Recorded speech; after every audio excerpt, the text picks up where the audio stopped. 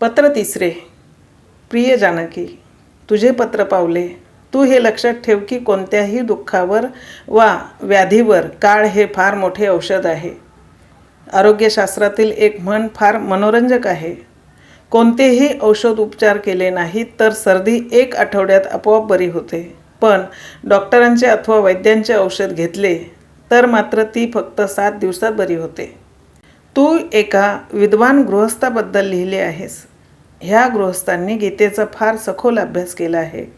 त्यांचे ज्ञान अगाध आहे, पण त्यांना वक्तृत्व नसल्यामुळे लोक त्यांना विद्वान म्हणत नाहीत. मला वाटते वक्तृत्व नाही म्हणून विद्वान नाही ही लोकांची समजूत चुकीची आहे. सर आयझॅक न्यूटन केवढा मोठा विद्वान, पण त्याला वक्तृत्व अजिबात नव्हते. तो पार्लमेंटचा सभासद होता, पण त्याने कधीच भाषण केले नाही.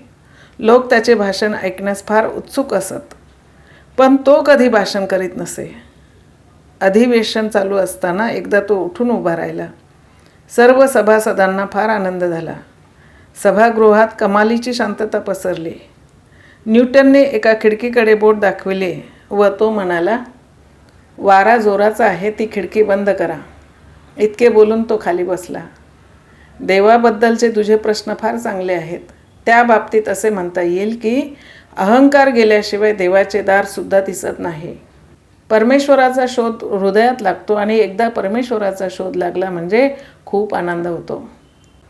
हाच भावार्थ काव्यात सांगण्याचा झाल्यास असे म्हणता येईल, अहंकार गळे जेव्हा देवद्वार दिसे तदा, हृदयी देव शोधावा आनंद मग्न उरे.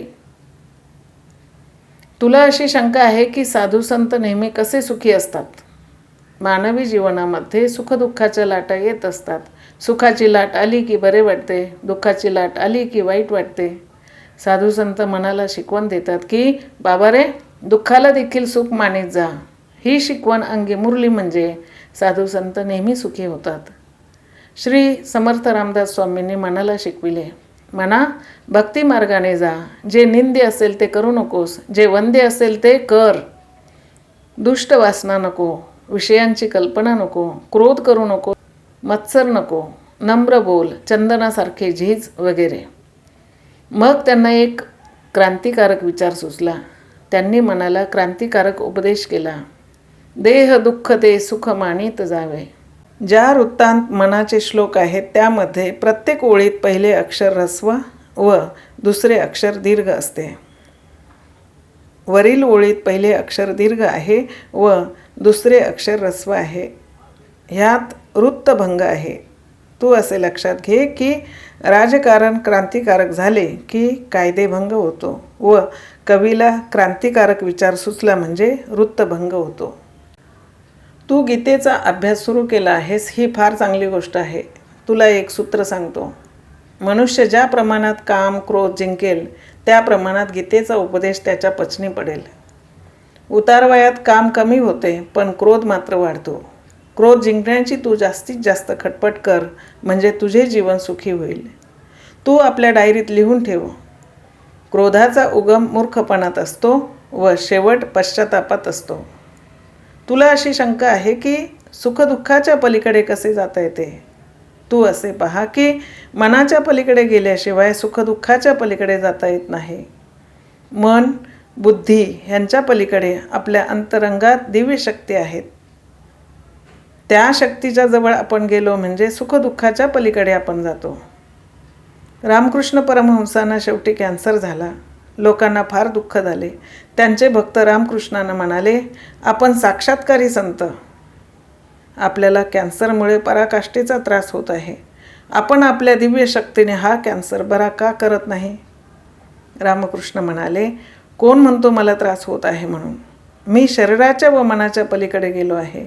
मी खरोखर आनंदी आहे. बिचारे शरीर दुःख भोगते आहे, भोगू द्या. त्याबद्दल काही काळजी करण्याचे कारण नाही. तुझा पुढचा प्रश्न मिथ्यावादाबद्दल आहे. काही विद्वान म्हणतात की जग मिथ्या आहे असे भारतीय तत्त्वज्ञान म्हणत असल्यामुळे भारतातील पराक्रमाची खच्ची करण्यात आली आहे. कृण्वन्तो विश्वमार्यम हा विचार कर्तृत्वाला व पराक्रमाला आव्हान देणार आहे, तर मिथ्यावाद नादानपणाला नेभळटपणाला चेतवणी देणारा आहे. भारतीय तत्त्वज्ञानाप्रमाणे मिथ्यावाद खरा असेल तर माणसाने चांगले होण्याची खटपट करा, हा अट्टहास कशाला? मिथ्यावादामुळेच आपला हिंदू समाज विस्कळीत झाला आहे. मिथ्यावादामुळे राष्ट्राचा विचार बाजूला राहिला व आपला ऱ्हास झाला. असे सांगणारे तत्त्वज्ञान समाज वर्धिष्णू करत नाही तर समाजाला दुर्बल बनवून त्यांचा ऱ्हास करते. परमार्थाच्या प्रांतात एक गोष्ट सांगण्यात येते ती अशी: गुरुने शिष्याला शिकवले, सर्वं खलु इदं ब्रह्म. एकदा तो शिष्य एका जागी बसला असताना तिकडून एक पिसाळलेला हत्ती येत होता. हत्तीवर बसलेला माहूत ओरडून सांगत होता, हत्ती पिसाळलेला आहे, दूर व्हा. बाकीचे लोक पळून गेले, पण तो शिष्य मनाशी म्हणाला, मी ब्रह्म, तो हत्ती ब्रह्म, कशाला दूर जायचे? तो बसल्या जागीच राहिला.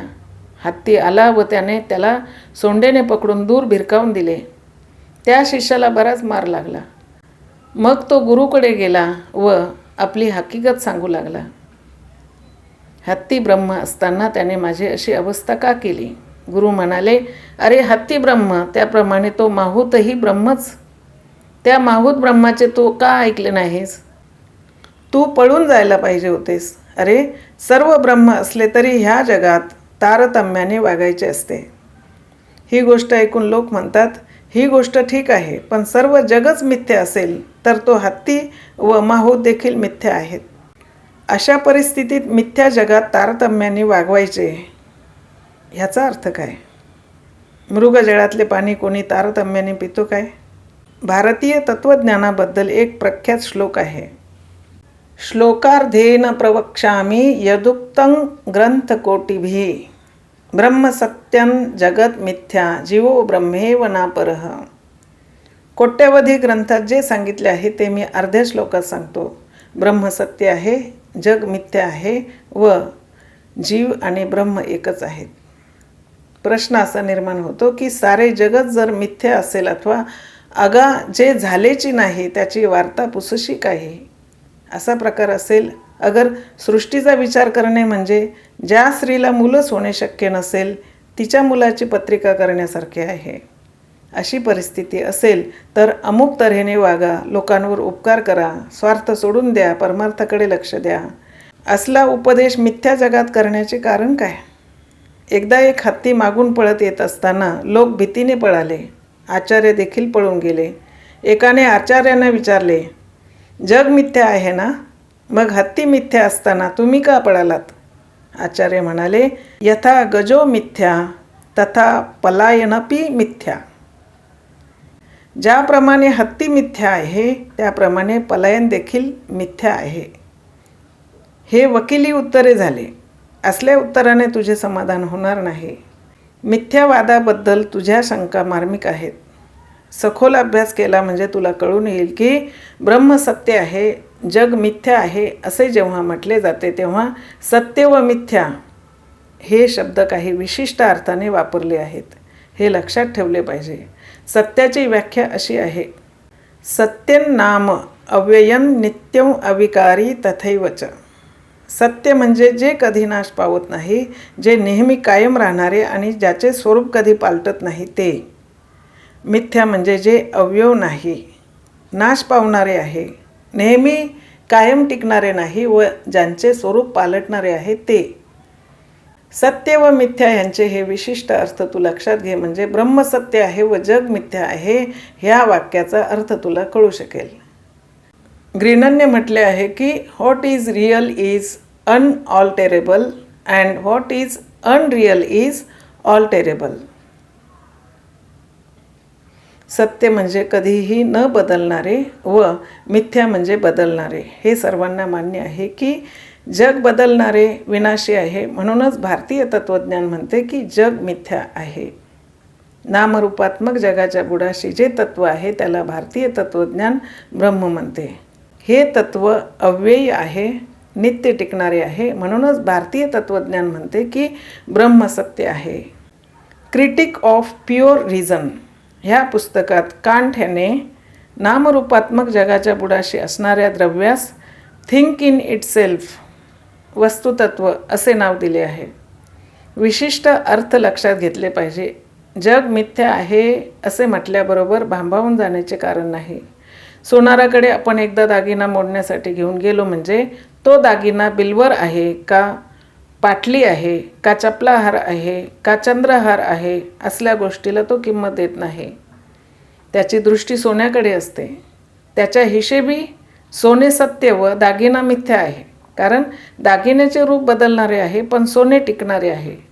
ह्या दृष्टीने आपले तत्त्वज्ञान म्हणते की जग बदलणारे असल्यामुळे ते मिथ्या आहे व जगाच्या बुडाशी असणारे ब्रह्म न बदलणारे असल्यामुळे ते सत्य आहे.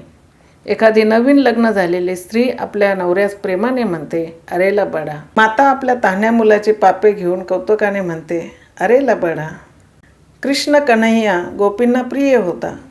त्या प्रेमभराने त्याला म्हणत, अरे लबाडा. मिथ्या शब्द असाच लबाड आहे. त्याची तू लबाडी समजून घे म्हणजे तुला मौज वाटेल. पुढचा प्रश्न तू गीता रहस्य व ज्ञानेश्वरी ह्या संबंधाने विचारला आहेस. कोहिनूर हिऱ्याची अशी गोष्ट सांगतात की तो हिंदुस्थानातून इंग्लंडमध्ये नेल्यावर तेथे त्याला नवे पैलू पाडण्यात आले व त्यामुळे तो अधिक तेजस्वी दिसू लागला. हिऱ्यास लागू पडणारा हा न्याय गीता ग्रंथास लागू पडतो. गीता ग्रंथाला पुष्कळांनी पैलू पाडले आहेत. त्यामुळे तो अधिकाधिक तेजस्वी होत आहे. लोकमान्य टिळकांनी पैलू पाडण्याचे जे काम केले ते फारच अभिनंदनीय आहे. तू एक लक्षात ठेव की गीतेमध्ये ज्ञान, कर्म व भक्ती ह्यांचा सुंदर समन्वय आहे. लोकमान्यांनी गीतेचे तात्पर्य कर्मयोगपर काढले असले तरी सखोल अभ्यास केला म्हणजे तुला कळून येईल की गीता रहस्यात कर्मयोगाच्या पाठीमागे टिळकांनी 2 विशेषणे लावली आहेत. ते म्हणतात की ज्ञानमूलक भक्तिप्रधान कर्मयोग हे गीतेचे तात्पर्य आहे. ह्या तात्पर्यात ज्ञान, कर्म व भक्ती यांचा समन्वय असून भक्तिप्रधान आहे. गीता रहस्यात लोकमान्यांनी पौरात्य व पाश्चात्य खूप आधार दिले आहेत. एक गोष्ट मात्र खटकते की त्यांनी ज्ञानेश्वरीतील जरूर ते आधार दिले नाहीत. ज्ञानेश्वरीमध्ये भक्तिमार्गाचे पराकाष्ठेचे उत्कृष्ट विवेचन आहे. मराठी साधू संतांमध्ये ज्ञानेश्वर महाराजांचा पहिला नंबर आहे. ज्ञानेश्वर विद्वानांमध्ये विद्वान, तत्त्वज्ञानांमध्ये तत्त्वज्ञ व कवींमध्ये कवी आहेत. लोकमान्यांनी गीता रहस्यात भक्तिमार्ग हे फार उत्तम प्रकरण लिहिले आहे. त्यात ते शेवटी म्हणतात, श्रीमद भगवद्गीता रूपी सुवर्णपात्रातील भक्ती हा शेवटचा गोड घास होय. हा घास घेतला, आता आपोषणी घेऊन उठण्याच्या तयारीस लागू. हे प्रकरण फार गोड आहे. ह्यात लोकमान्यांनी खूप आधार दिले आहेत.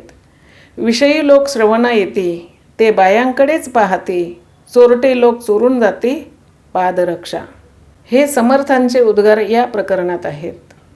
तुला आश्चर्य वाटेल की भक्तिमार्ग ह्या एकाच प्रकरणात लोकमान्यांनी तुकारामांचे 14 आधार दिले आहेत.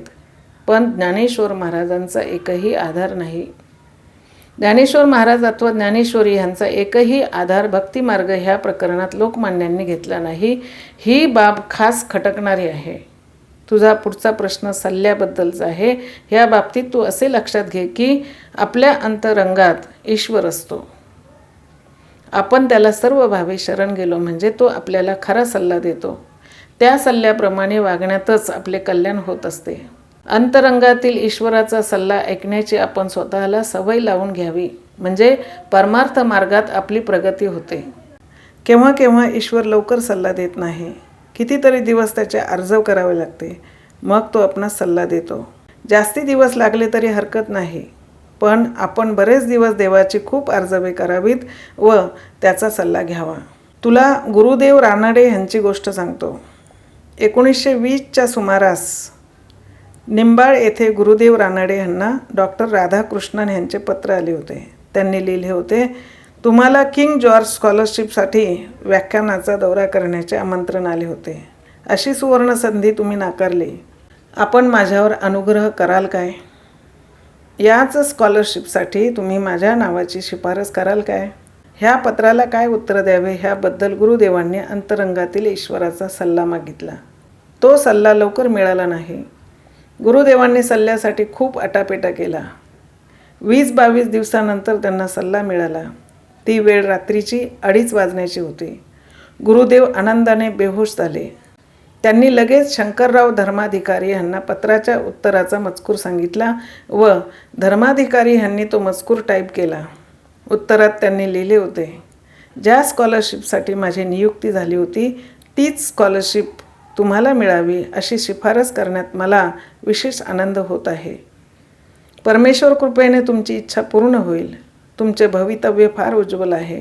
ह्या शिफारशीचा उपयोग झाला. डॉक्टर राधाकृष्णन यांना ती स्कॉलरशिप मिळाली. डॉक्टर राधाकृष्णन यांनी परदेशात खूप व्याख्याने दिली. आपल्या व्याख्यानात गुरुदेवांच्याबद्दल बोलताना ते म्हणत, I am giving you lectures in philosophy, but there is a man, professor Ranade, who lives philosophy in his daily life. I speak philosophy and he lives philosophy. पत्राच्या शेवटी तू डायरीतील वाक्याबद्दल लिहिले आहेस. तू लिहितेस, मला माझ्या डायरीत चांगली वाक्य लिहून ठेवायची आहे. तुमच्या विचारमंथनातून निष्पन्न झालेली निदान 4 वाक्ये मला कळवा. ती 4 वाक्ये अशी. पहिला, बुद्धी की भावना ह्या वादाचे चांगले उत्तर बुद्धी व भावना असे आहे. बुद्धिवादी लोक भावनेला किंमत देत नाहीत व भावनावादी लोक बुद्धीला मान देत नाहीत. पण खरा तत्त्वज्ञानी बुद्धी व भावना यांचा सुंदर समन्वय साधत असतो. दुसरा, स्त्री श्रेष्ठ का पुरुष ह्या प्रश्नाचे उत्तर देताना काही लोक म्हणतात की पुरुष श्रेष्ठ, तर काही लोक म्हणतात की स्त्री श्रेष्ठ. पण माता श्रेष्ठ का पिता श्रेष्ठ ह्या प्रश्नाचे उत्तर मात्र माता श्रेष्ठ असेच द्यावे लागेल. मातेची थोरवी अशी आहे म्हणून साधुसंत विठोबाला देखील विठाई माऊली असे म्हणतात. तिसरा, अवनी ह्याचा अर्थ भूमी असा आहे. अवनी ह्याचा दुसरा अर्थ अ म्हणजे अन्न, व म्हणजे वस्त्र व नि म्हणजे निवारा. अन्न, वस्त्र व निवारा ह्या माणसाच्या आत्यंतिक गरजा आहेत. ह्या गरजा भागवण्याची तरतूद न करता माणसाला तत्त्वज्ञान सांगणे म्हणजे भुकेल्या माणसाला पुस्तकातील अन्नाचे वर्णन वाचून दाखवण्यासारखे आहे. चौथा, मन हे भूमीप्रमाणे आहे. ह्यामध्ये चांगल्या वाचनाचे बी पेरले म्हणजे चांगल्या विचारांची झाडे उगवतात व नंतर त्या झाडांना चांगल्या कृतीची फळे लागतात. असो, बाकी मजकूर पुढील पत्रात. कळावे. तुझा राम.